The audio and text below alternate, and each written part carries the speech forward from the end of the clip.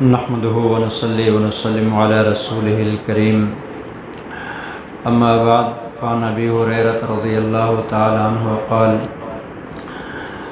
بينما نحن جلوس عند النبي صلى الله عليه وسلم إذ جاءه رجل فقال يا رسول الله هلكت قال ما لك قال وقعت على امرأتي وأنا صائم فقال رسول الله صلى الله عليه وسلم هل تجد رقبة تعتقها قال لا الحديث صدق النبي الأمي الكريم۔ روزے کے متعلق جو مسائل چل رہے تھے اس کے اندر ایک مسئلہ یہ بھی پڑھا تھا کہ روزہ 3 چیزوں سے رکنے کا نام ہے۔ دن کے وقت کھانا، دن کے وقت پینا اور دن کے وقت اپنی بیوی سے دور رہنا، ان 3 کاموں سے رکنا اس کو روزہ کہا جاتا ہے۔ یعنی دن کے وقت کھانا بھی جائز نہیں، پینا بھی جائز نہیں، اور دن کے وقت اپنی بیوی کی قربت اختیار کرنا بھی جائز نہیں ہے۔ ان 3 کاموں سے رکا رہا تو اس کا روزہ ہے۔ اگر ان میں سے کوئی ایک کام بھی اس نے کر لیا روزے کی حالت میں، اس کا روزہ فاسد ہو جائے گا۔ صرف یہ نہیں ہے کہ روزہ فاسد ہوگا، بلکہ اس کے روزہ فاسد ہونے کے ساتھ ساتھ اس کے اوپر کفارہ بھی واجب ہوگا۔ آج ہم اسی کفارے کے متعلق بات کریں گے۔ ایک مسئلہ تو یہ ذہن میں رکھیں کہ روزہ کھانے سے ٹوٹتا ہے، لیکن یہ وہ کھانا مراد ہے کہ جو بندہ جان بوجھ کے کھاتا ہے، نہیں تو اس سے پہلے مسئلہ گزرا ہے کہ بھول کر کھانے اور پینے سے روزہ نہیں ٹوٹتا ہے۔ جان بوجھ کے کھا لیا، جان بوجھ کے پی لیا، اپنی بیوی کے پاس چلا گیا، دن کے وقت جماع کر لیا، تو اس صورت میں اس کا روزہ فاسد ہو گیا اور اس بندے کے اوپر کفارہ واجب ہو جائے گا۔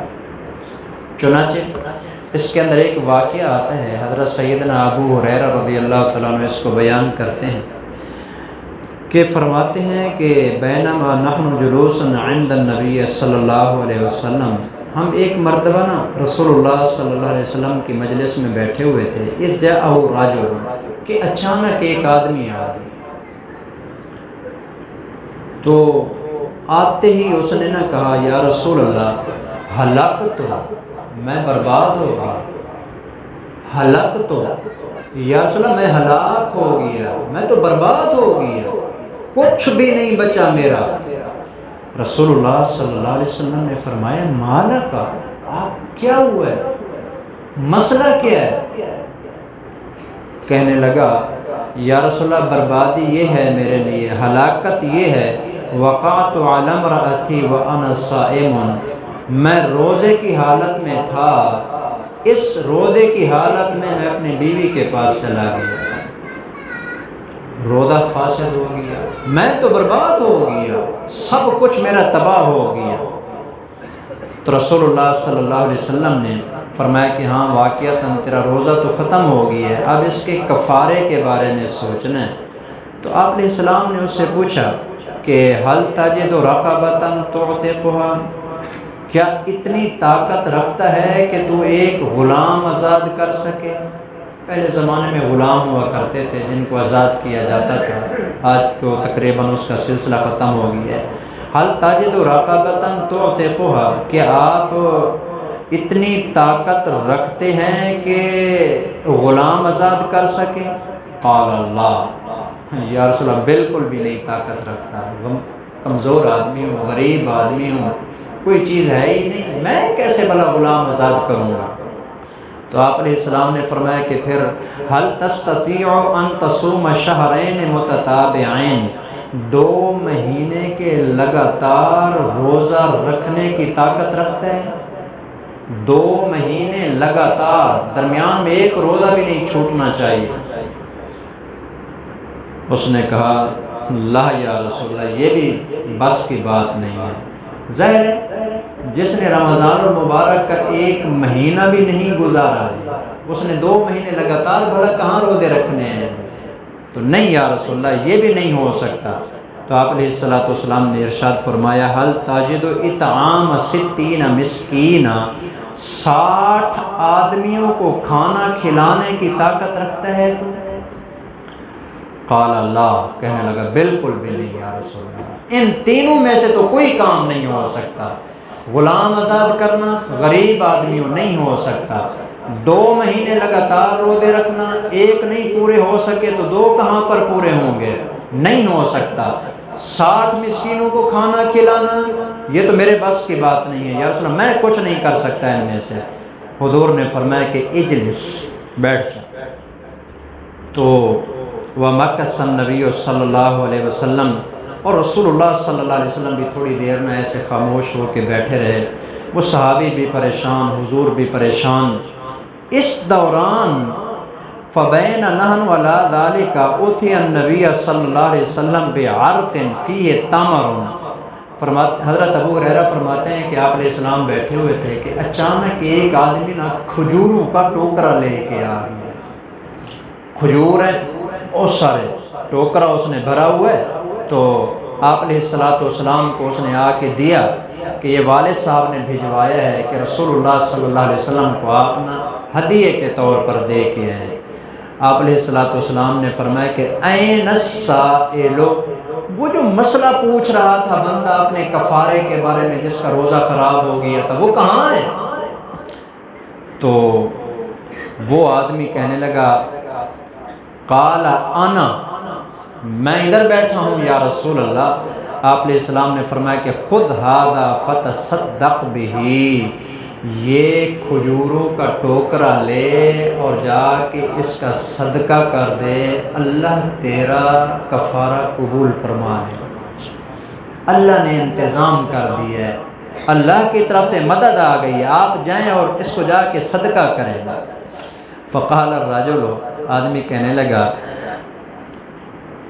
یا رسول اللہ سچی پوچھتے ہیں نا، فواللہ ما بین لابتیہا اہل بیت افقر من اہل بیتی، یا رسول اللہ یہ پورا مدینہ ہے نا، فلاں جگہ سے لے کر فلاں جگہ تک، یہ جو مدینے کے 2 کنارے ہیں، اس کے درمیان جتنے بھی گھر ہیں نا، ان تمام گھروں میں سب سے زیادہ غریب گھرانہ میرا گھرانہ ہے، میرے پاس اور کچھ نہیں ہے۔